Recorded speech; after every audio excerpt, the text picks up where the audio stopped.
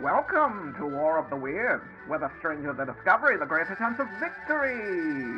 Previously, Mystic had sent forth the Human Z experiment to give Broomy what for, but Broomy struck back with the strange story of Kenneth. What's the frequency? The public cast their vote and saw to it that Kenneth What's the Frequency was the winner of that brutal battle, moving Broomy one step closer to victory, and Mystic one step closer to defeat. But is Mystic's redemption around the corner? Find out right now with the third battle on record, Tom Delonge versus the Corrupted Blood Incident. Me. There we go. We need proper vocal warm-ups. Red leather, yellow leather. Okay. Hello and welcome to War of the Weirds. My name is Broomy. God damn it. God fucking damn it, Mystic. And I'm Mystic. And I just peeked on my mic there. That's fine. Good stuff. But we I sort of made a pattern of saying I'm Broomy and I'm here with Mystic, and then you would say something. Right. But then last time you interrupted, and then I'm like, okay, I'll give you space to say your thing. Yeah. And then just immediate dead air on the show. I specifically asked you this week because last week... And you said, we'll improv like, it. Yeah, we'll just improv it. So this is it. This is improv. This is real. This is unscripted. It was a real mistake. No. Yeah, exactly. We're not going to cut it and re-record. We're just going on. Real quick, business up top, you can email us at waroftheweirds@gmail.com. And if you want to email us things like suggestions for stakes for what the person has to watch if they lose 2 times, or suggestions for topics, or if you want to tell us the weirdest thing that ever happened to you, stuff like that, we're on Twitter at War of the Weirds. Also, real quick, before we get into the juice, the battle, the war, hard H at the beginning of that word. Yeah. Did you know, we talked about annoying advertisements. Specifically, I brought up to you the Planters advertisement where Mr. Peanut is dead. Right. And how I thought that was a funny idea, but it was still extremely annoying. Right. Did you find out what happened with Mr. Peanut? I just peripherally have seen Baby Nut. Yeah. Yeah. I don't know what all happened why there. do you think they did that? Was this like reincarnation? Was this like when he died, he planted a seed? And like I don't know what it is, Groot honestly. Situation? I did not look into it. All right. But I think they were just like, Baby Yoda's big. What if Nut was baby? Now sell nuts. We love the Baby Nut. Yeah. I hate him. Anyway. Yeah. Let's all angrily tweet. No. No. I'm done with the nut talk, all right? Let's get down to brass tacks. I got a story for you. The story of a man. What's your story?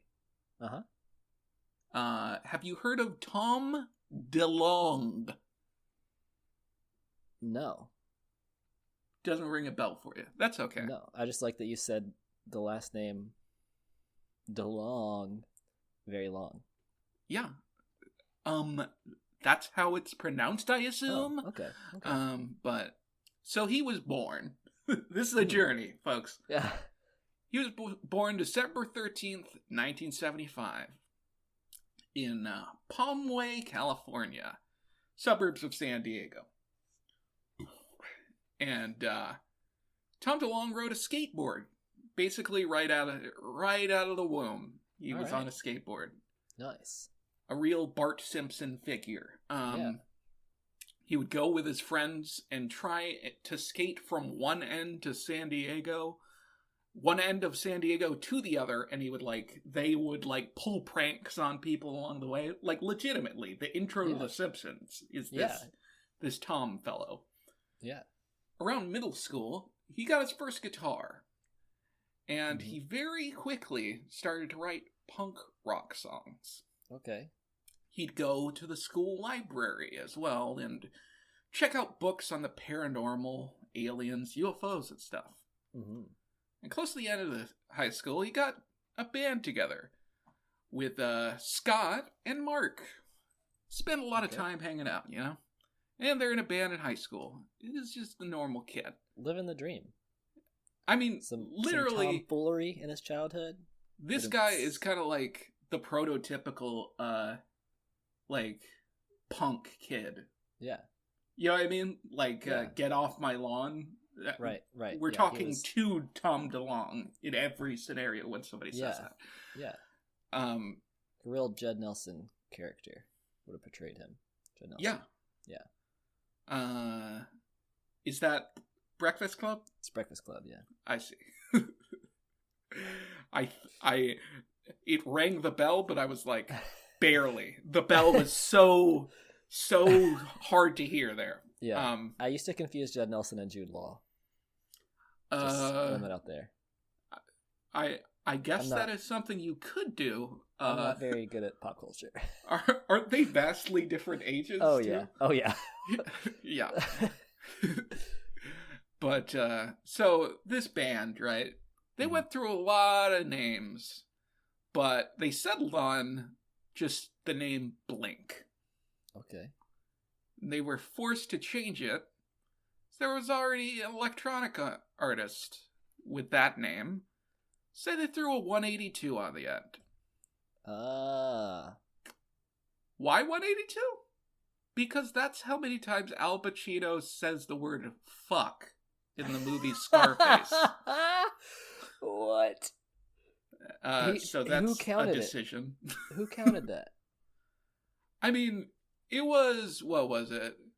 Around then it was like 95. The internet was around, I guess. So somebody. That's a lot of times. It's plenty. That's a comical number of times. Yeah, it's silly, but he's a bad guy, you know. Right. You can't say that many curse words. Yeah. If he's gonna curse that much, he got cursed in the end. Spoilers. Mm-hmm. Didn't work out well for the man. Yeah. Scarface. So they changed their name and they release an album on a small label. Do you like Blink-182, by the way? Yeah. I mean, I'm not like a huge diehard fan, but like I've heard a few songs. I'm like, yeah, I can jam to those. I can know a few by heart. Yeah. Just so you know, Tom DeLonge is the whinier, higher pitched voice. Gotcha. Yeah. Like the spiders. Right. I'm so sorry. Does he say my yed? Is that him? Yeah. Voice inside my yed. yed. Cool. I miss you. That's the other guy. Is this big mystery what a yed is? Yeah. This is all a lead up to. Is Yed a reference to Yetis? No. The voice inside my Yeti. Yeah. But they released this album on a small label and they start touring a lot.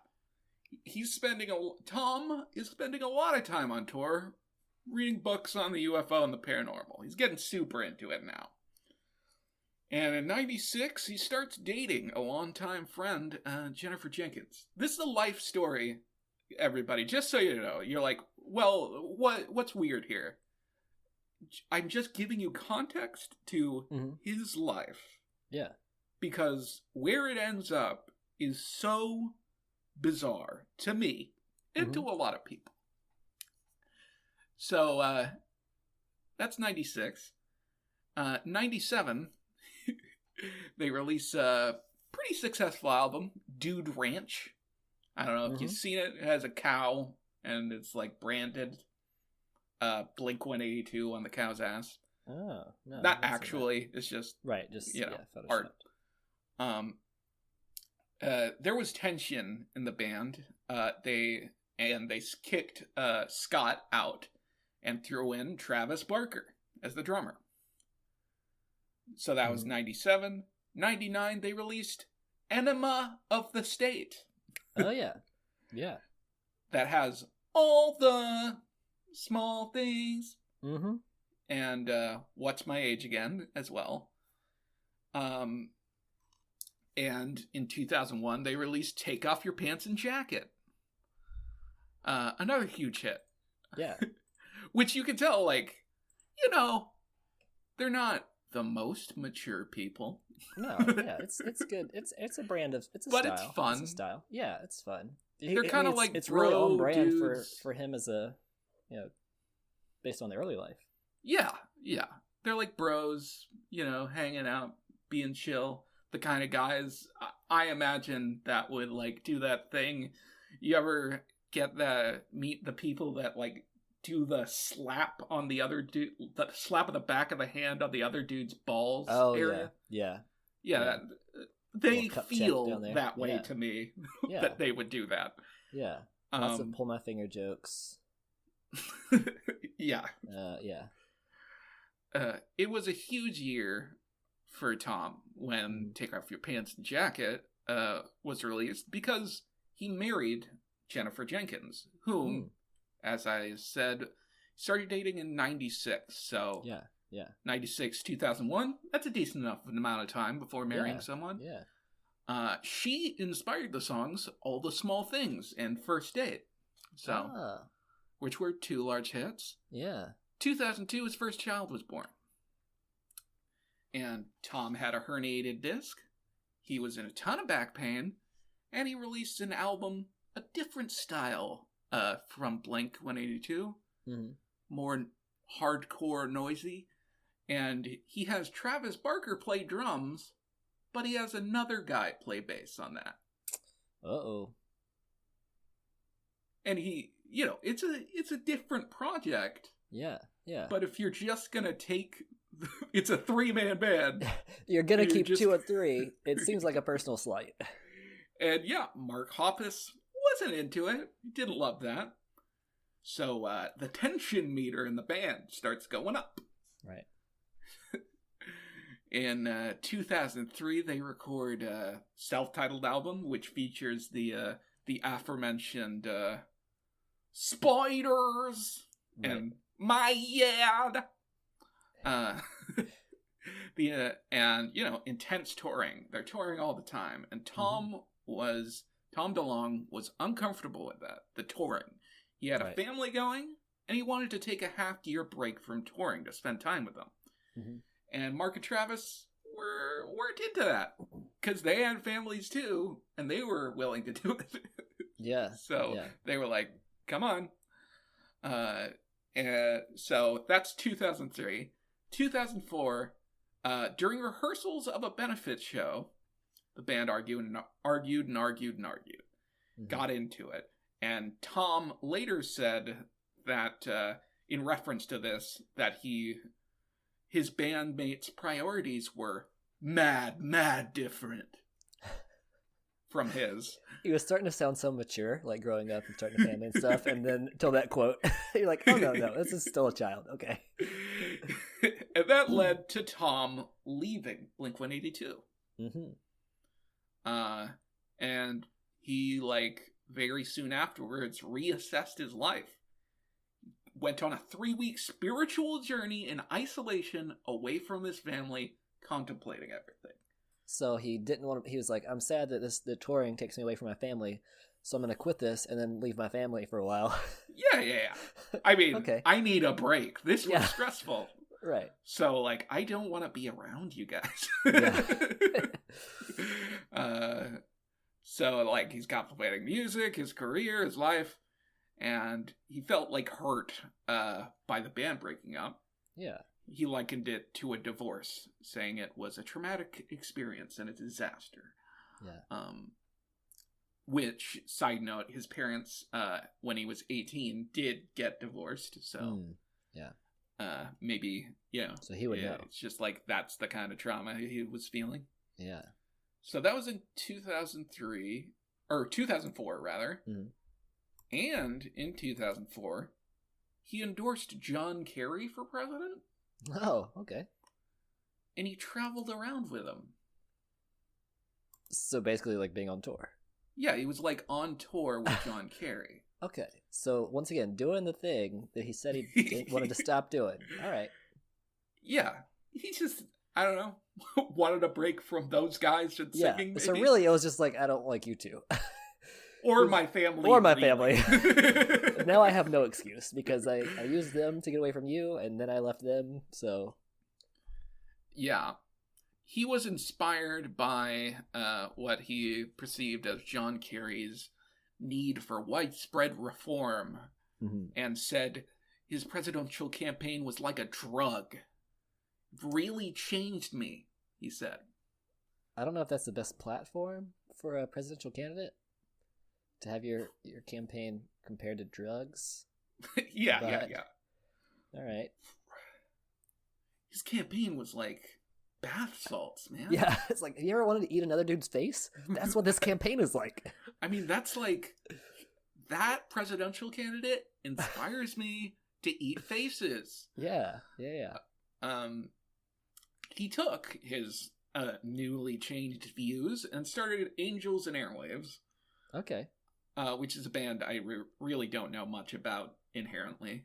I've heard of them, and I've heard some stuff by them, but I had no idea that was him. Yeah, that was the whiny voiced guy from Blink-182. Yeah. He learned piano, learned to produce stuff himself, got a home studio. 2005, he announces Angels and Airwaves and promised the greatest rock and roll revolution for this generation. And that the album would usher in an entire new culture of the youth. Huh. He was generally made fun of for that. Yeah, I can understand that. Because, come on, what, like, for using being the term a rock the and roll youth person. is not very hip with the youth. Yeah. Very, very odd. Yeah.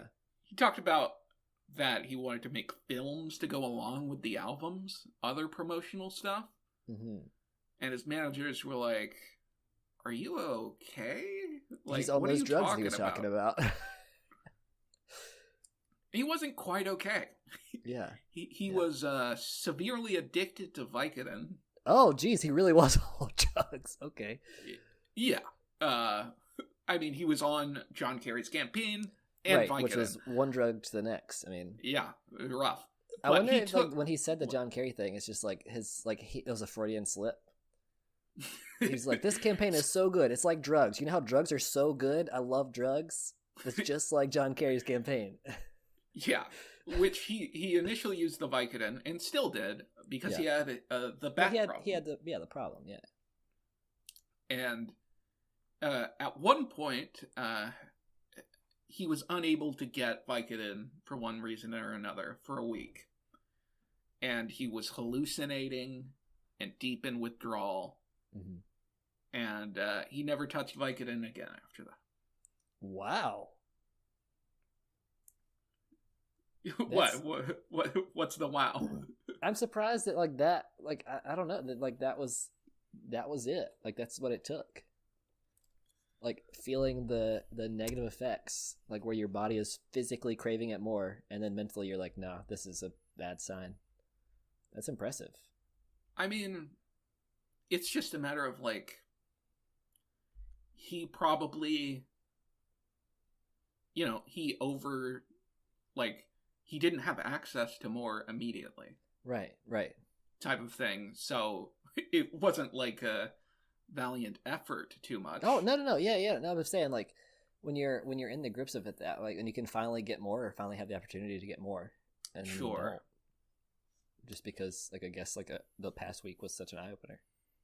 Yeah. It's like when you feel that much pain or whatever as a result of like, oh, I don't want that to happen again type of thing.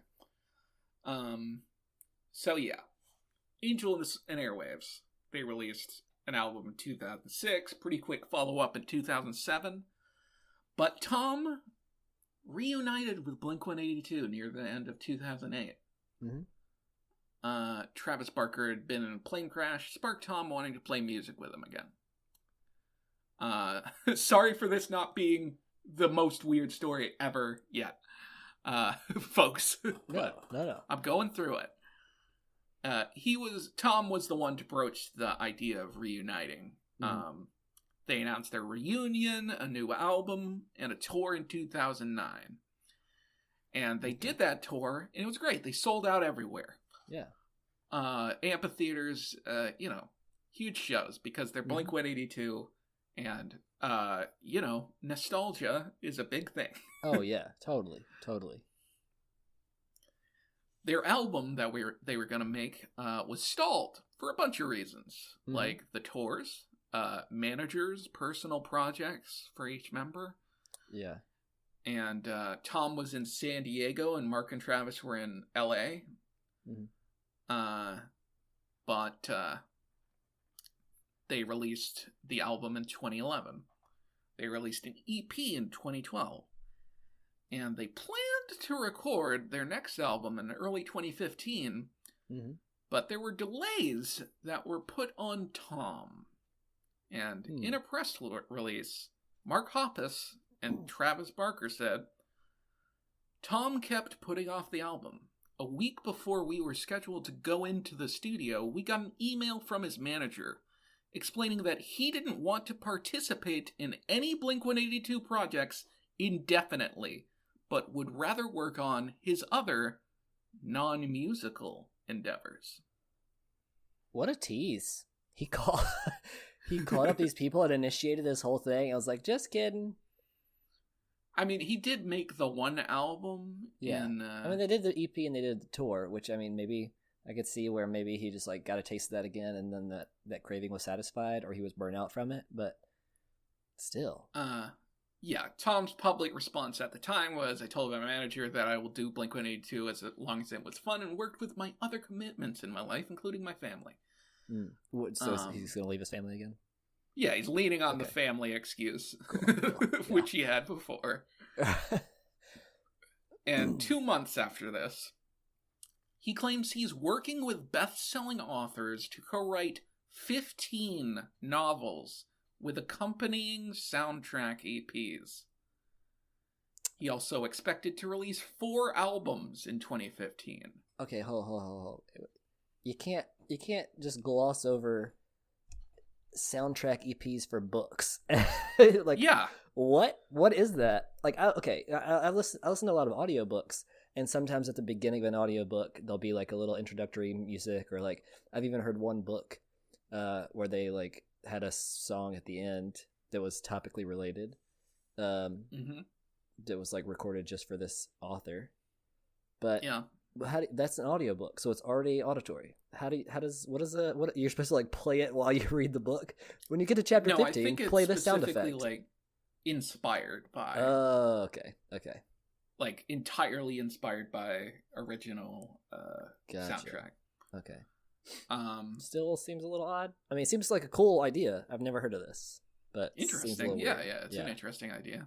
Yeah. That he brought up to his managers, and they said, "Are you crazy?" Yeah. But then, maybe if a movie was ever made, then one of those songs is going to be on the soundtrack. Yeah. They already got it prepped. Yeah. But yeah, he's expected to release 4 albums in 2015.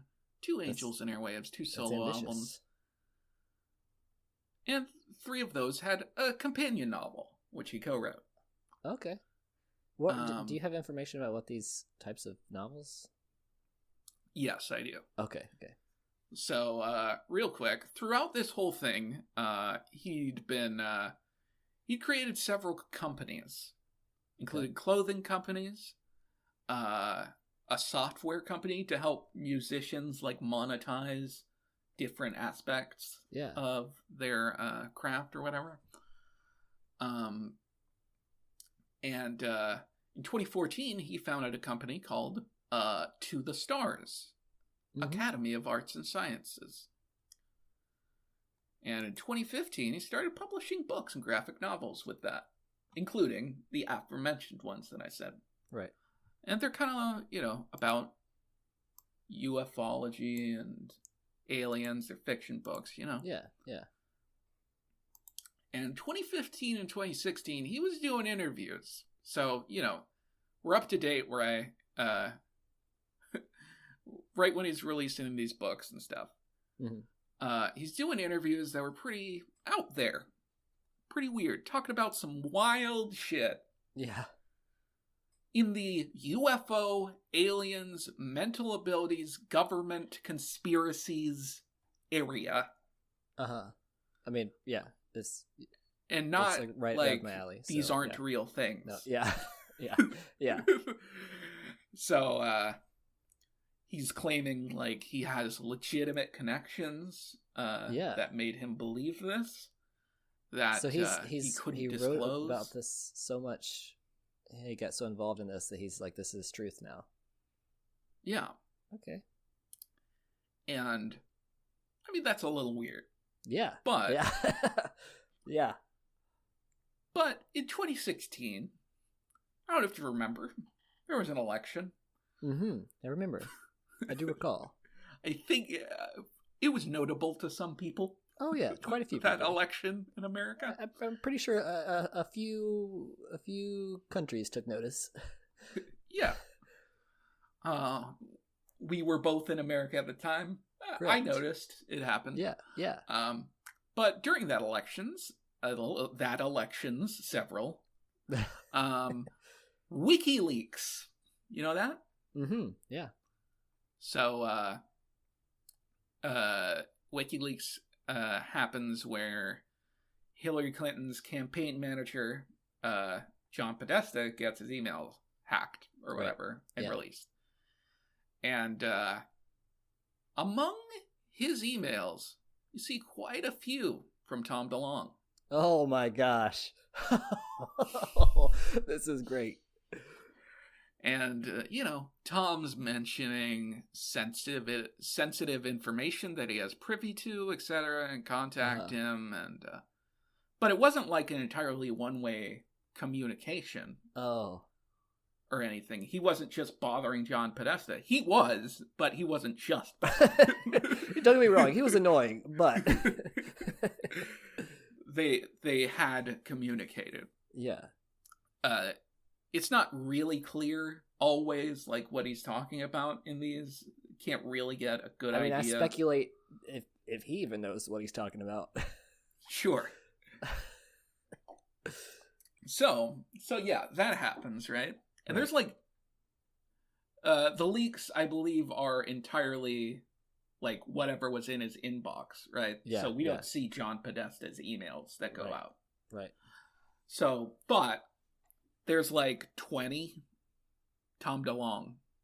Wow. So in a reply to a tweet, so this is all happens in 2016, in a reply to a tweet in November 2017, saying that Tom DeLonge was committed to insanity. Tom DeLonge said, "Ha, wait 3 weeks. I'll accept your apology then." Ominous. And then somebody said, he won't be able to talk about it then either. Ha ha ha. What? And what? I'm following. They're saying like basically he like sort of puts it off. He has sources, he can't disclose them. Gotcha. That kind of thing, and that's sort of like okay. That's what they're referencing. Yeah. And Tom said so he's like, wait 3 weeks, right? And he says he won't be able to talk about it then either. And then Tom says, "It won't be me." And he has his sunglasses smiley face. So, and that's in November. December 2017, the New York Times published a report that of the $600 billion annual defense budget, it was incredibly difficult to find out where $22 million went. And turns out it was used for the Advanced Aerospace Threat Identification Program. Okay. So, it was hard to find because the Pentagon wanted it to be hard to find. Yeah. That's where the head of the program worked. And started in 2007, la-di-da-di-da. But basically, I'm going to boil this down and maybe get into a little bit of the details of this. Basically, the U.S. from 2007 to 2012 diverted $22 million into investigating UFOs and such phenomena. That's a lot of money. That is. Like, yeah. I would like, I mean, obviously there's like, we don't have access to an itemized budget, I'm sure, but I would love to know, like, that's so, like, okay, some of it's going to be funding salaries, like, you know, however many people are on this task force or whatever, but yeah, like, what does that person do? It's secret, bro. Yeah. But Harry Reid was a senator, and he basically urged this to happen. He largely funded by Harry Reid. So most of the money went to an aerospace research company built by a billionaire entrepreneur. Right. And friend of Harry Reid, Robert Bigelow, and who's currently working with NASA.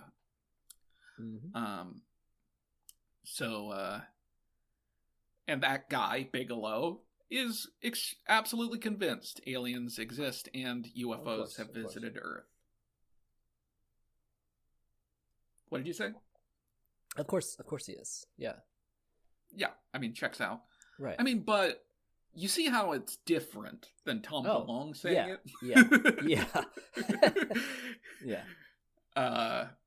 Because this guy is like, the government is giving these people millions of dollars to look into it.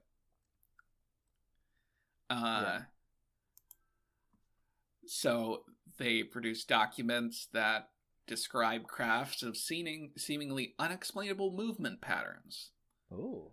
They have footage of UFOs and, like, military aircrafts, like, chasing a UFO off of a aircraft carrier.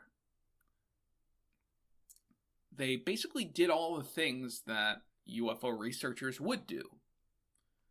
They studied people that said they had experienced physical effects from encounters with UFOs, and they examined those people. And they spoke to, like, military service members who report sightings of strange aircrafts. Yeah. And Harry Reid said that he's very proud of getting this program going. Two other senators, Ted Stevens and Daniel Inouye. Inoue.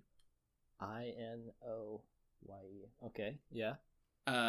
Ted, and he did it with them. You know, they're a part of it. Ted Stevens died in 2010. Dan died in 2012. Well, suspicious. Pentagon officials acknowledged the existence of the program. So this shit happened. Right. For sure. Yeah. But they insist that it ended after 5 years in 2012. So 2007 and 2012. There were government funded research into UFOs, saying that they determined they had higher priority issues to distribute funding to, which checks out as a logical thing. Right. But the head of the program, the guy leading this whole program, said the only thing that ended in 2012 was the program's government funding. Oh, okay. Which did stop in 2012. Right. And from then, he worked with the Navy and the CIA, and he worked out of his Pentagon office until October 2017, when he resigned to protest what he believed was, like, excessive secrecy about the project and internal opposition within the Pentagon. And he's like, why aren't we spending more time and effort on this issue? In his resignation letter to Defense Secretary Jim Mattis. Maybe Americans would recognize that name. This guy, Luis Elizondo, said it continued and that he had a successor that he declined to name. So yeah, pretty odd stuff. That is really weird. And UFOs have been researched in the past, and it's known as a thing that happened. Right. Like, I believe, what was it? Like in the 50s and the 60s, they did it a little bit. Yeah. But this is really recent. You know what I mean? Yeah. This is, I mean, for what we know, 2017, he said it was still going, and it's still going now, basically. Right. Yeah. It's just like not government funded. It's still either privately funded or. Yeah. Yeah. So yeah. So let me get back to where I was. Sorry. And its director, the Pentagon's summary of the program, prepared by its director, the guy I was talking about. Yeah. What was considered science fiction is now science fact. Ooh. This is Harry Reid or Bigelow? This, I think this is Luis Elizondo. Oh, okay, gotcha. The successor. Not the successor. He was the guy that just resigned. Oh, okay. While he was in office, as the guy running this program, I know there's names all over. I understand. And that the United States was incapable of defending itself against some of the technologies they had discovered. And these technologies did not ever seem to originate from one specific country. This guy who's the head of the program said that? Yeah. He's the head of a multi-million-dollar program. Yeah. That was originally created and funded by the government. Mm-hmm. And he's acknowledging technology that exists that they cannot identify its origin, and we as the world cannot defend against. Mm-hmm. I'm very reassured. Thanks for this topic, Broomy. But of course. Thank you. Here's another name for you. I'm gonna go start a bunker now. I'm gonna go start digging my underground bunker. Oh yeah. Get your what are you gonna use for that? What are you gonna? Yeah, I don't know. Shovel? It's indefensible, so it doesn't matter. Harold E. Puthoff. His name is Puthoff. I don't know. Something about that is funny. He's an engineer who conducted research on extrasensory perception for the CIA. Love it. Want to be a part of it. I mean, I don't know, start training, go back to college, I guess. Later worked as a contractor for the aforementioned program. But that guy, Luis Elizondo, former Department of Defense official Christopher K. Mellon, who was Deputy Assistant Secretary of Defense for Intelligence, joined together in a new commercial venture at the time called To the Stars Academy of Arts and Science. Does that sound familiar to you? Say it again? To the Stars. To the Stars. Academy of Arts and Science. I said it earlier in the story. That's the company founded by Tom DeLonge. What? Yeah. What? They're speaking publicly about their efforts, and this thing aims to raise money for research into UFOs. Okay, now I'm torn on this topic now. Because, the government involvement, I was like, okay, there's some credibility. But then having Tom DeLonge involved, I'm like, all right, it's losing some credibility. So here's what it is: these people are not currently in office. Yeah, they were. They were, and then they some of them for a very long time. Yeah. But I have to think, like, are they? Is this a retaliation for like losing their seat? You know, like, are they just like, well, I'm going to make the government look stupid now, or are they like, no, I'm going to need to open up about this? Like, that's. No, they worked on this thing and they believe in it, right? Yeah. They would just transfer themselves or whatever if they weren't interested in aliens, right? I suppose, yeah. And also, not all of them, like, it's just the one guy who directly worked on this project. Yeah. Luis Elizondo. The former Department of Defense, Christopher K. Bellin, mm-hmm. He was not, as far as I know, directly involved with this government program. Right, he'd just been privy to its existence, or... Yes. So, pretty much everybody affiliated with this company, to the stars, mm-hmm. Academy of Arts and Sciences, is either like a former high-level government official, yeah, or an acclaimed scientist. So they're like, we've seen this stuff. The government's not doing it anymore, doing anything about it. We got to take it into our own hands.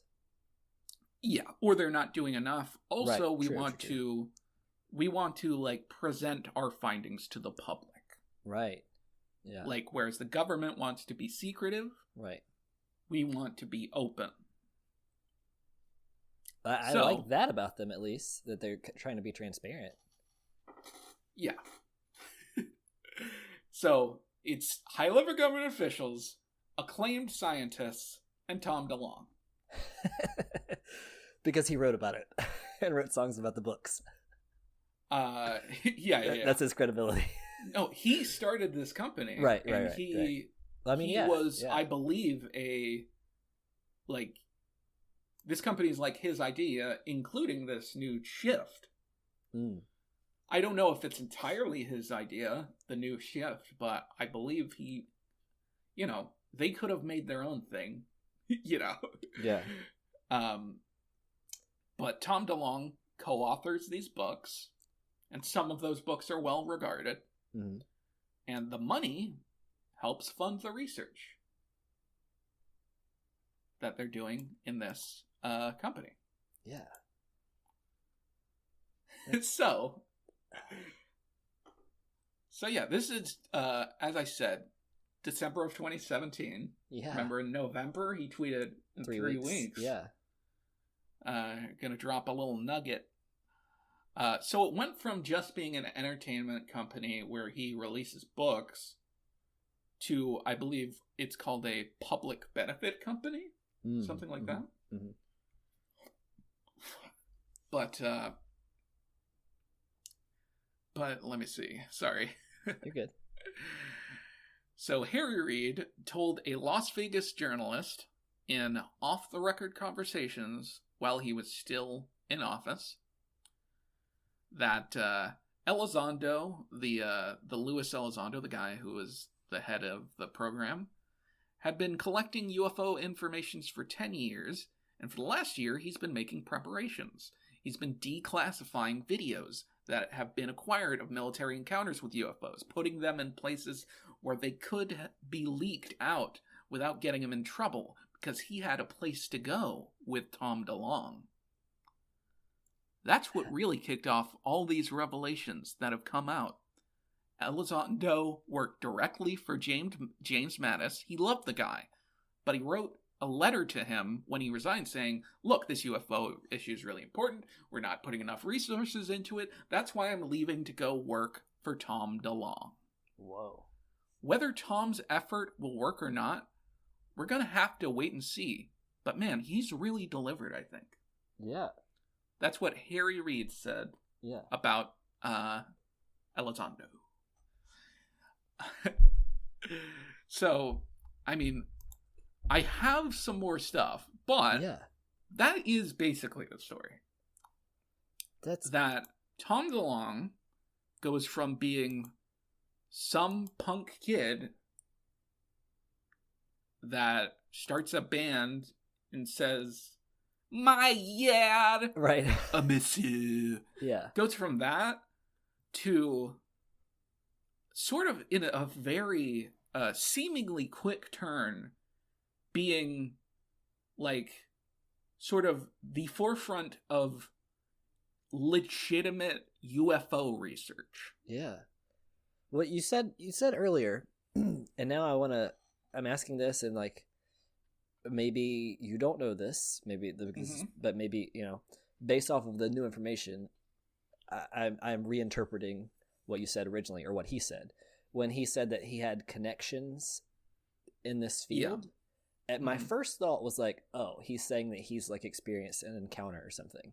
But now I'm like, no, he has connections like in the scientific community and government community. Like he has, but now I'm thinking back again, like maybe he had some kind of encounter, which is what led him to like divert his life in such a, or, you know, or at least he believes he did.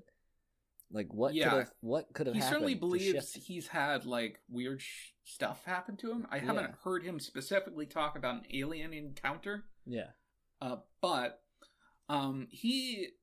yes, definitely that. Like, you know, he had connections, and these were the types of connections that he had. Right.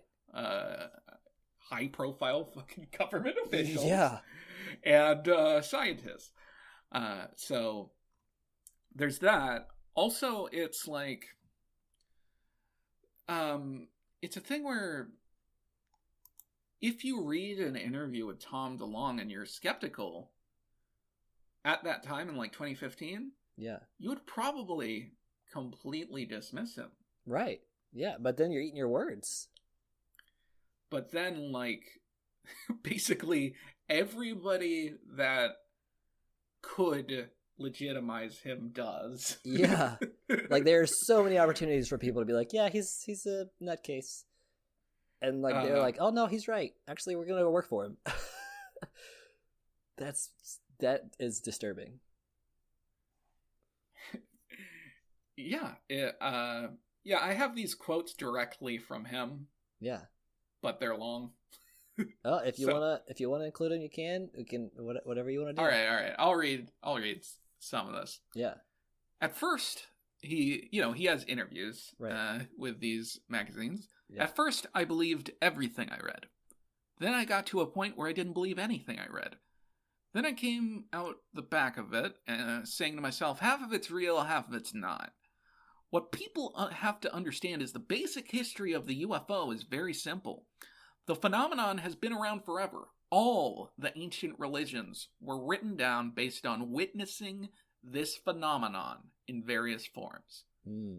Governments of the world watched the phenomenon and tried to replicate the technology, but they did so in secret. So the governments are fighting each other with these pieces of technology, but within those little skirmishes, the phenomenon is still there, and it's much more advanced. So in order to hide what the governments are building in secret, they blame it on spaceships and aliens that'll eat your brains and all this weird stuff. Yeah. But it's all in an effort to hide what we're really building. Something that is real, but is exotic and esoteric. And it's all part of the plan. And as we find out what the phenomenon is, real, they're hoping it won't be as bad as we thought it was because we were scared along the way. It's a really complex game that's been played, especially since the 80s. CIA was very interested in the UFO civilian research groups with the intention of being in control of all the research and public awareness. It was a psychological operation. They were very scared of Americans being gullible and having Russia come in and repeat a War of the Worlds scenario. Russia. Shout out to War of the Weirds. It's a pretty good podcast. Yeah. So the CIA said, we better get in there and make everyone go crazy. But at least it's controlled. And when we're in charge, we can slowly let people know the phenomenon is real. But don't worry, we've been building something in secret to help protect us. It's a crazy thing, but it's real. That's a quote. It's a crazy thing, but it's real. Yeah. That whole thing was a quote. Yeah, yeah. So yeah. So he's saying that UFOs are government, like different governments creating these things to try out as an effective means of like technology or warfare. Yeah, he's saying that they're utilizing technology, but right. He's also, where that he's technology like, came we don't from. know where this technology came from. Right. Initially. Because it's not, origin can't be traced. So yeah. So there's an implication of some kind of weird stuff, maybe alien life, etc. Yeah. So yeah, another much smaller quote. Yeah. Is from his interview with Mike.com, and all this is in like 2015, which by that point, people are like, this guy's just talking about it. Right. So, what the fuck does he know? Yeah. And people know that like he founded this company to the stars, and like he's talking about having these connections and wanting to get the truth out, type of thing. So they're like, so why did you quit Blink-182 to pursue this in 2015? Well, it's not so much about Blink. It's about what I've been doing with my life now. When you're an individual like me dealing with something that's a national security issue, you're being gifted with the opportunity to communicate something you've been passionate about your whole life, something that has an opportunity to change the world over time. Being a small part of that is enormously important for my life path. But I can't do everything. I can't tour 9 months out of the year, enough time to do the enormity of what I'm setting out to do. So, that's a quote. I kind of admire that. Like, all of this does have, like, I see the legitimacy of his claims, and like he has real figures of authority that are knowledgeable and experts in those fields backing him up.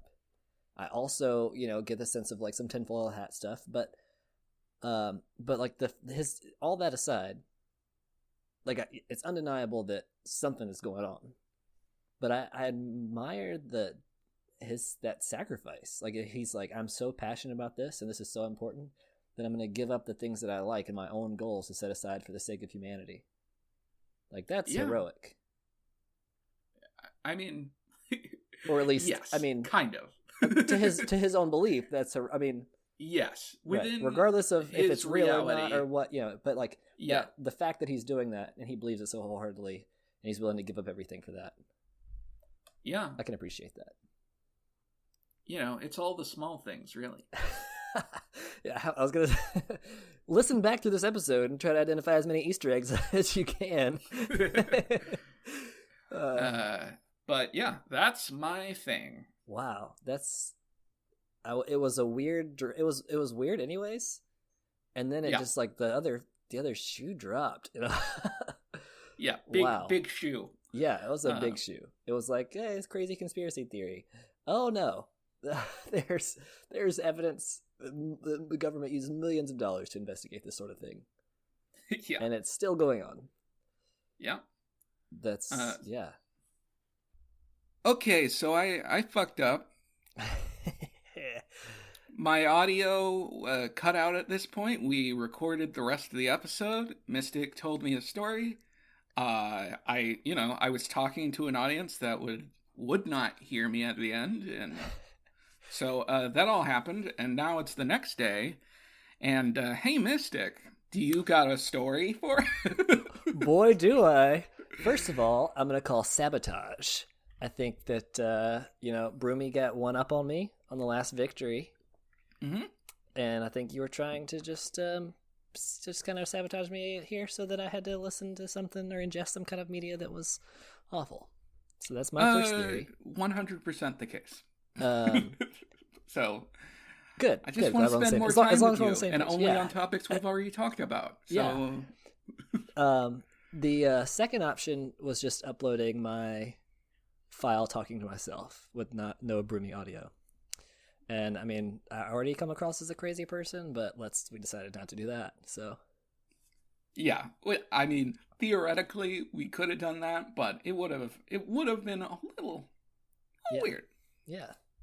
So here we go. I'm gonna tell this story again. I had a practice run, and so Broomy's jokes should be top of the, is it top of the notch? That doesn't make sense. Top notch. Right. Top notch. There we go. The notch right there. I'm the top of that notch. Right up top. Yeah. Okay. So my story, I will preface it by saying it's not freaky weird, but it's like weird in the fact that, or weird in the way that it was an accident that led to like real world benefits. Yeah. Cool. So it's called the Corrupted Blood Incident. As you may or may not know, World of Warcraft is a massively multiplayer online role-playing game released in 2004 by Blizzard Entertainment. And there are roles that you can, like, when you create a character, you create a race, and then you choose a class, and those classes serve functions in group environments. You pick a race, by the way. Right, you don't create a race. Right, you don't yes. I'm going to say Klaborkians. No. Correct. You create a character, and you pick a race that is in existence in this fantasy setting, and you can edit it and create like a personalized character. But no creating your own races. And there are classes like traditional fantasy things like warriors and clerics and they're called priests, but paladins, warlocks, wizards, they're mages here, but all those themes pretty common. And there are rangers. Thing about rangers and warlocks, they have pets. So you can have a pet that aids you in battle. Did you play World of Warcraft? Oh, I still play it. Yeah. What are you? I'm a druid on like the current retail WoW, but as you may not know, they came out with the classic WoW, so the very first version of the game, for nostalgia's sake, and I'm playing a warrior in that. All right, so you do not have a pet. Correct. So this cannot happen to me. This is where things went wrong with pets. But your class or the class you pick serves a function. So you have, when you do a group, there are raids and dungeons. When you group up, those are the two main times you group up. There's player versus player things too, but for the rest of the world and the storyline, things happen in dungeons and raids. Those are things where you teleport in, and it's like a pocket section of the world, so you can't just like open the door and walk out, and then the things follow you out. You teleport in and out, go through a loading screen, like phasing in and out. They're called instances. And the dungeons, it's like a five person dungeon, and you have a tank that can take a lot of damage, 2 or 3 damage dealers. You want to have 3, like ideally for new content, but you can get by with 2. And they're the ones who are like killing most of the enemies while the tank is holding their attention. And you have a healer that keeps everybody alive. Cool. Those are good things to know. So yeah, that's just a hot tip. That's You're just getting into how WoW, games work. You get into World of Warcraft, bam! You just got taught by a master. Yeah, you're already pro. So game came out in 2004. On September 13th, 2005, Blizzard introduced a new raid into the game called Zul'Gurub. Now, raids are huge. Instead of 5-person groups, you have 25 to 40-person groups. Do those groups have voice chat, by the way? They do, and it's horrific. It is. There are some people, like if you just do it casually, you can just do it through chat. And read chat, or you can maybe like the requirements for the group are like everybody has to know the fights and know the mechanics. But there are guilds that do these, and like the guild that I'm in the classic WoW, they have voice chat, and you have to be in chat, but like everybody is muted except for like the few of the leaders, so they're the ones calling shots. So you have like you're in the healer group, or you're in the So it's not too crazy, but some guilds have just like open chat, and you can. It's just like 40 people talking at once, or whoever else is online, and it's chaos. Yeah, that sounds from like experience, the worst thing ever. You don't want to do that. Yeah, I tend to stick to smaller guilds. Classic WoW, I'm in a pretty big guild, but I don't go in voice chat or anything like that. So, the Zul'Gurub raid. You fight your way to the end boss, and the end boss is Hakkar. Hey, Mystic, I want you to rub my Zulga a little bit sometime. Oh yeah. I'll get. That was a classic joke from the last recording session, guys. You should have been there. That's why I was you laughing. Should have been there. That's why I was laughing so hard, because yesterday Broomy asked if I'd give his Zul'Gurub.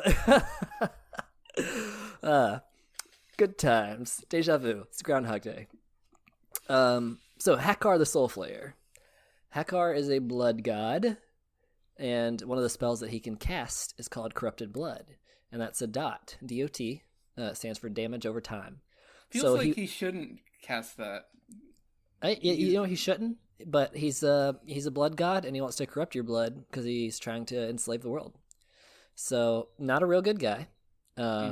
This is not the story of a redemption arc. So just off the bat, bad guy. And he casts this when you're affected by it. It has a 100% transmission rate. So if you have it, you get close to another person, they have it. They get close to another person, they have it. And that's really horrible in a group setting. So what would happen is pets could become infected by this. So warlocks and rangers' pets would become infected by this disease, and the hunters and warlocks would dismiss the pet so that they wouldn't be in the group anymore. So that the contagion would not spread.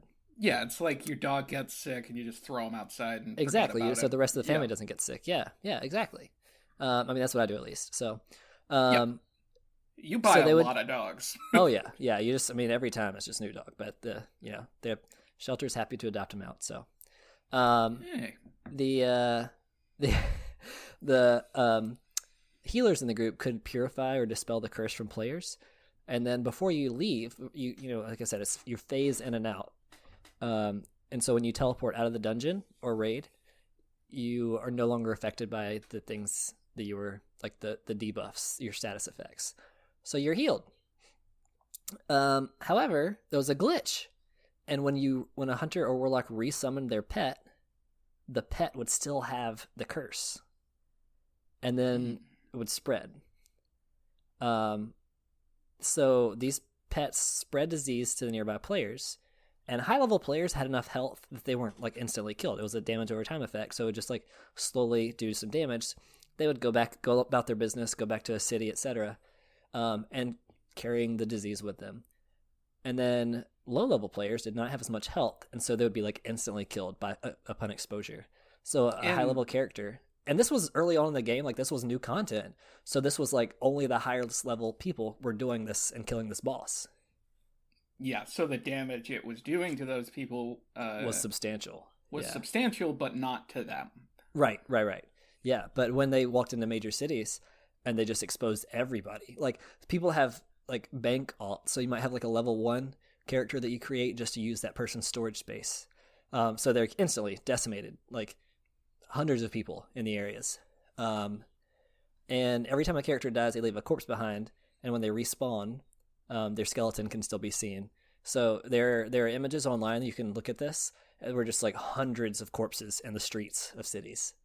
And people would resurrect and try to run out of the zone only to die before they could get out. And deaths, they're not permanent in game, so it's not the end of your character, but they're really inconvenient. You can't just respawn. You have to your spirit spawns in a graveyard and you have to run back to your corpse. And each time you resurrect, you have to wait longer and longer. Oh, I didn't know that. So basically your bones, your corpse is always your corpse, and you die and your ghost has to go back to your corpse. Right. Of an infected area where you're going to immediately die trying to get out of that area. Yeah. So you have to run. Your goal is to run, make it a little further out each time. But every time you die, the first time you die, you can resurrect instantly. Then after that, it's 30 seconds. And it can go up from minutes, 5 minutes, 10 minutes, until you can resurrect again. And this wasn't supposed to happen at all, correct? Right. No, that's how deaths work in the game. But the glitch, the plague was never supposed to leave Never supposed to leave the instance. The animal was never supposed to continue having it Right. after Right. it got out of the area. Right, because if a person had it and then left the area, it would just disappear from them. They weren't infected anymore. But just it was not necessarily pets. It was if you dismissed a pet and then resummoned it. So it didn't happen like every time. But when it did happen, like it just spread like wildfire. So that's the basic info on the game and what happened. But the reason I'm talking about it is because this was just a glitch that was not supposed to happen. But of course, it made people unbelievably upset because they were so inconvenienced. Like they would die. You have like your equipment is damaged. You have to pay gold to have it, repaired. People couldn't get out of the zone, then their whole play was disrupted. They couldn't leave and progress any further in the game because they were just continually dying, then having to wait for a long time to resurrect. And so people were like angrily writing letters and submitting tickets to developers saying like, I demand my money back until this is fixed, or it was chaos. And because it just kept spreading, like it wasn't limited just to the city. Anybody who went out of the cities carried it with them. And the CDC, Center for Disease Control, actually contacted Blizzard Entertainment and asked for the statistics of this event because of the implications for research. And to this day, epidemiologists, people who study epidemics, analyze and write about this event. Like it's still taught in some university courses for like disease control or like biology, population biology, and infectious diseases, etc. And Nina Pfefferman is one of Broomy's friends. Yeah, love the Pfeffers, love the Pfeffermens and the Pfeffer women. It's odd that she is a woman, but not a Pfeffer woman. But that's her decision. Yeah, it's just her prerogative. She can do what she wants. She spoke about this epidemic at various conferences, saying how, quote, massively multiplayer online game populations could solve problems inherent with more traditional models of epidemics. It's very weird. Let's pause here for a second. Yeah. Not the recording. We're still recording. Right. Just right there, if the story ended there, it's just fascinating that they accidentally created a digital disease for digital characters. Right. That models disease and that models epidemics better than like researchers that are creating data and simulations specifically for this event. Yeah, this was a fluke that ended up giving better data than people. Yeah, that's very weird. Yeah. Also, like those researchers kind of suck, right? I know, right? If what does they're it say about actually them? trying to do it and they can't do it as well as just a fucking fluke accident in World of Warcraft, what are you doing here? Yeah. It's like pretty like put them to shame. Dr. Gary Smith, he's a professor of population biology and epidemiology at the University of Pennsylvania, said that very few mathematical models of disease transmission take host behavior into account. And so usually they just like run it as numbers and like this is the chance of disease spreading, etc. But they don't really talk about like the actions of those people infected and how that would alter or skew the data. So we can see this explicitly in the World of Warcraft epidemic. So I'm going to get into that. Hosts would contract the disease in a remote location, and it would be carried by travelers to populated areas. Hosts could be human or animal because they were the hunter pets or the warlock pets. So like that's like avian flu. Non-player characters could contract the disease, but non-player characters are often a target for the other faction. They'll come into your zone and kill that character so that you can't like get quests from them or progress. And so what Blizzard did was they made their health pools huge so they couldn't just be instantly killed.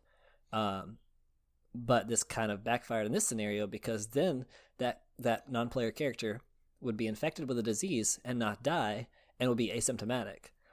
So the parallel is that they're carriers of the disease, and then people would go up and talk to this person and get infected. And, because they're the person that gives out quests or sells items or whatever it is. Yeah. And this was also modeled with like economics. So one thing people can do in the game is there's a player-driven marketplace, like an eBay, so to speak, called the auction house. and you talk to a non-player character that runs it, but then you can put things up for sale, or buy things from other characters through this auction house. And so people do that to make money. So people who either didn't know about the infection would go into the city to make money, go to work, so to speak, and then risk becoming infected. Or people who were infected would still go to work because they can't miss work or can't miss making money, and would expose other people to the disease, which is kind of like a real world occurrence. Like, I have a sister-in-law that works in a daycare, and she said people bring their kids to daycare sick, like really sick, obviously sick, just because the parents are like, I can't afford to miss work. Like, you just got to take care of my kid. I don't have anybody else I can call. So it's like, it's not just like a disregard or selfishness, but it's like maybe economically or financially they can't. That's not a viable option. So I mean, obviously in a game, let's that's make fine. that problem for everybody else's family right. as well. Yeah, let's spread that disease. Everybody gets sick. Yeah. So a lot of factors at play. You know, life is complex. But these, so it was pretty cool. It is a community-based game. And so healers would set up these like quarantine zones and voluntarily work together to cleanse the disease off of people. But then they would become infected and spread the disease to people that weren't even infected by it. But it was kind of like doctors or medical relief personnel in epidemics trying to help expose themselves or carrying it with them to quarantine zones. And then there were players who, of course, were curious about this. They would hear about it. There's like a world chat log, so you can type in and see what's going on.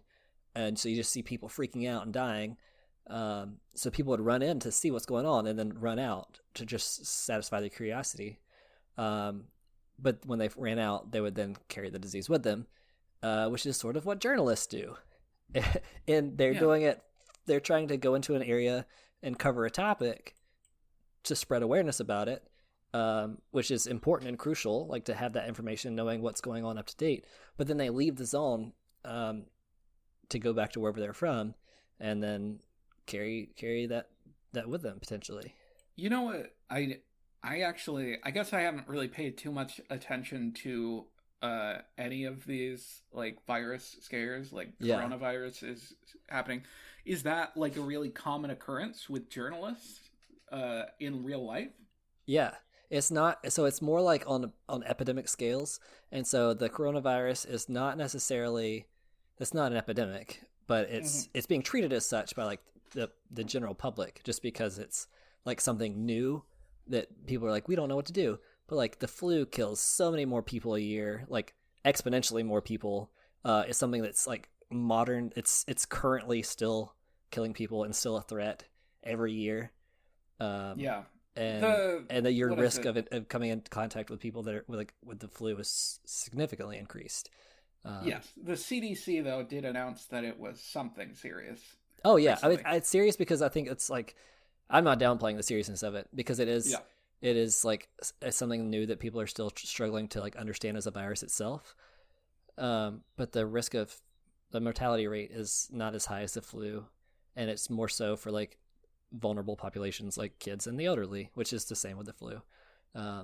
Yeah, and it's the same in World of Warcraft. You yeah, could be same a with really, Warcraft. really old orc or a really, really, really young baby gnome. Yeah, exactly. And you'll die quicker of this thing. Yeah. It's not true at all, by the way. No. Probably.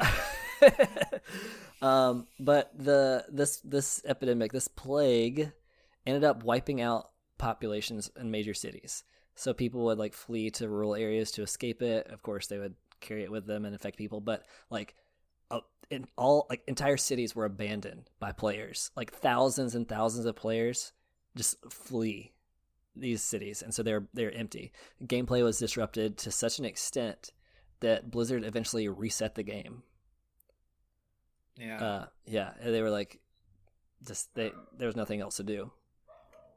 What? I'm gonna take a pause here while my dog barks, so we can cut this part out of it. Sure. I'm gonna go tell her to be a little quieter, okay? I'm gonna get a glass of water.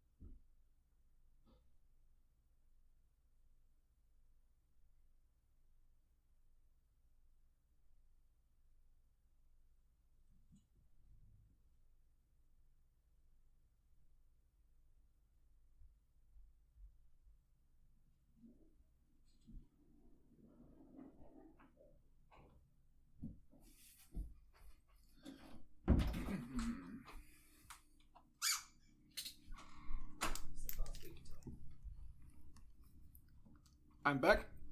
I'm back too. All right. So, not much. I checked. We are still recording. Nice. So, Nina Pfefferman, who we talked about earlier, she talked to Blizzard about implementing a non-fatal plague into the game on purpose as part of a storyline, which is like, that's realistic. Like, this is like a medieval fantasy game. So putting in a plague or making people susceptible to a disease or sickness that's still canon. And that she wanted to assess. Evil. It is pretty evil. It is. She's like, yeah. To see like how risk would be assessed by players, how rumors spread, the steps people take to avoid exposure, etc. And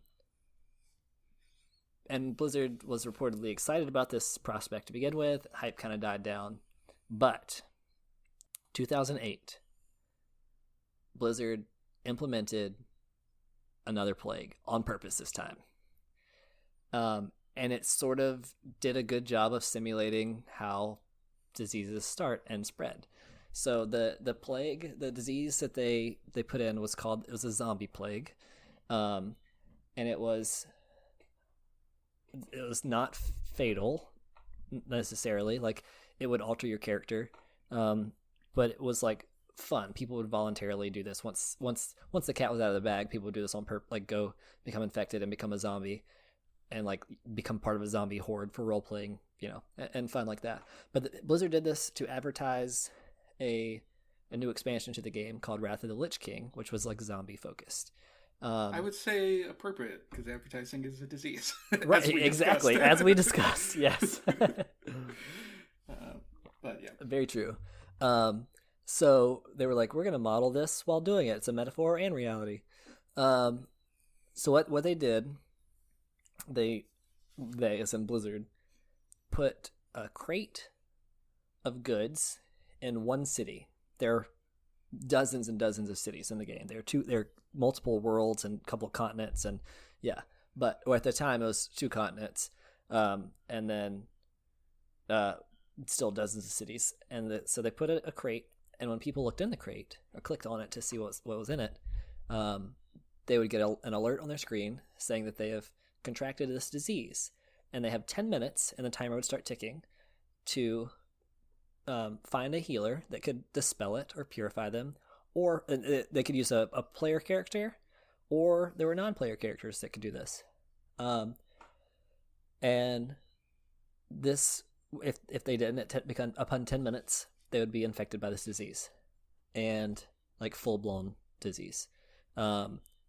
They could transmit this disease, but the risk of transmission was so like very, very low. Whereas the corrupted blood plague was 100% transmission. This was lower, so this was more realistic to a real, like, true to life. What people, if you were just like in contact one-on-one, your risk was low. If you were in a group with a lot of people that had this, your risk went up. That's understandable. That's logical. The next day, crates were not just in that one city, but in all major cities. So more people were becoming, like, potentially had the potential to become exposed to this. Well, and we talked about this earlier, but it is weird. It comes up again in my head. It is weird that basically in this digital world, the company that created the world is committing bioterrorism. Exactly. Planting viruses in the center of large cities. Yeah. People would come by and open this crate, boom, infected, spreading the infection from there. Yeah. That's exactly what they were doing. And the developers called it the Great Zombie Plague of 2008. So, they knew exactly what they were doing and tried to capitalize on it.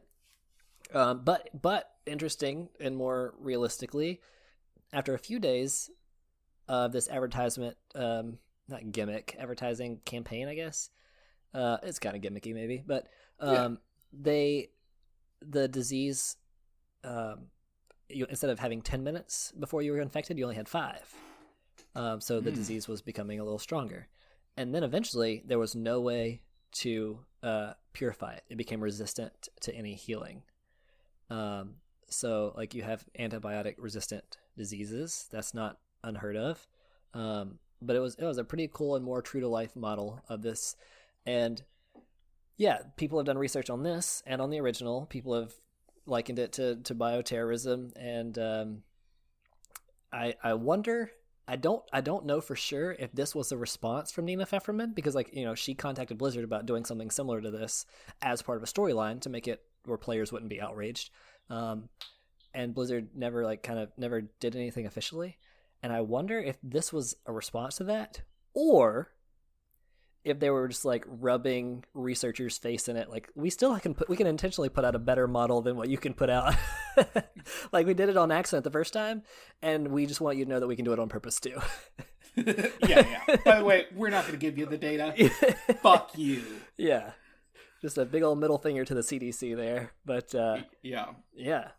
And players actually still got furious about this because it disrupted gameplay, and like if they were infected as a zombie and they couldn't use their character, blah blah blah. And it was all supposed to be fun and light, and a lot of people loved it. But yeah. That's my topic. A fluke, a glitch in the game, led to real world research about disease spread and terrorism. Oh yeah. And this was like, you hear about bioterrorism like as a threat now.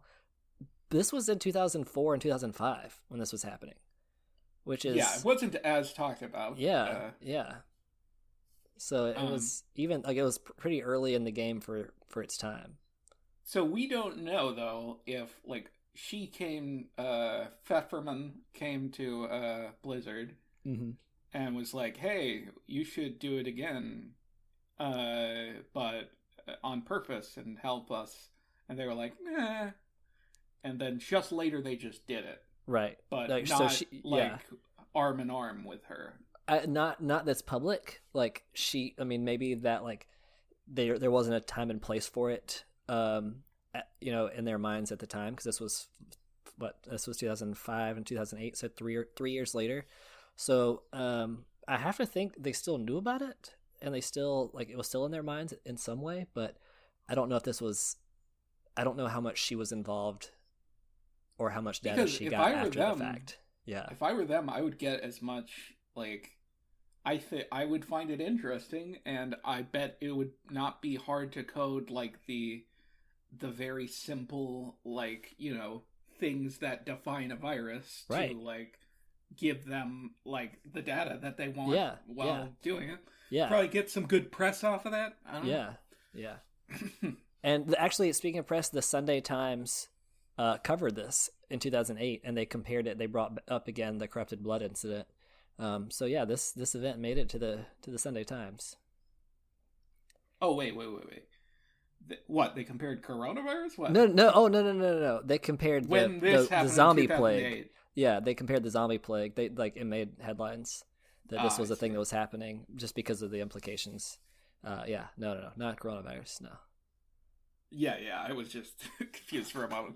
Yeah, that is super duper weird. And you know, I took eight whole years to tell my story. And you decided to be shorter than that. Weird. But yeah, your story had a lot of content that was like relevant information, because it told a huge shift in like a person's life from going from like this punk that very easily disregarded to like you have to respect him scientifically.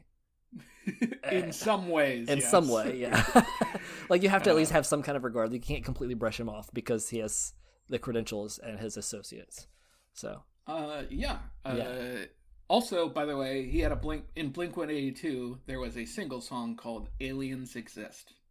Well, you know, Angels and Airwaves. That kind of, I was like, I wonder if that's an allusion. There's got to be some reference. Yeah, like it's. I read kind of the origins. It wasn't like incredibly obvious. Right. He was also like spiritual as well. So the Angels is a reference to like angels, I think. Yeah. But anyway, we're gonna put a poll on Twitter. Right. Vote on which of our stories, Tom DeLonge versus the corrupted blood incident. Yeah, sure. Tom DeLonge versus the Corrupted Blood Incident. That's a funny versus. He's gonna fight it. We're gonna infect him with this blood-borne disease and see what happens. Yeah, it's like Osmosis Jones. Did you ever watch that show? Or I think show? It was a movie first, Osmosis Jones, and they made it into a TV show. Oh yeah, where it's like the little antibiotic like pill was his sidekick or whatever, and he was like part of the immune system. It was very weird. Anyways, that's what we're gonna go microscopically watch Tom DeLonge fight these diseases. Yeah, and all his blood cells are mini Tom DeLonges. Exactly. Yeah. They're like, the government's studying UFOs, man. You gotta believe me. I have sources I can't tell you about. And cool. he was right. He was. But go to our Twitter at War of the Weirds. Email us. Let us hear your weird at stories. waroftheweirds@gmail, right? Yeah, waroftheweirds@gmail. That email is open for suggestions on topics we should cover, and we'd like to hear your own weird stories, things that have happened to you. Yeah, if the weirdest thing that ever happened to you or something up there. Yeah. We want to like make this a thing for all of us. We want you to vote on the things, decide who wins, and if you vote for mine, just saying, then Mystic has to just ingest absolute garbage or absolutely the most abrasive, strangest thing that I choose.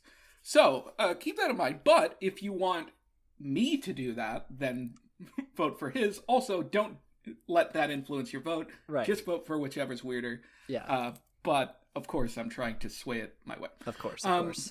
Sabotage. Now, like coercing the listeners. Yeah, it's fine. It's okay. Yeah. It is. No, you're right. It is. Cool. We will see ya on the next one. Everybody. Everybody. All right.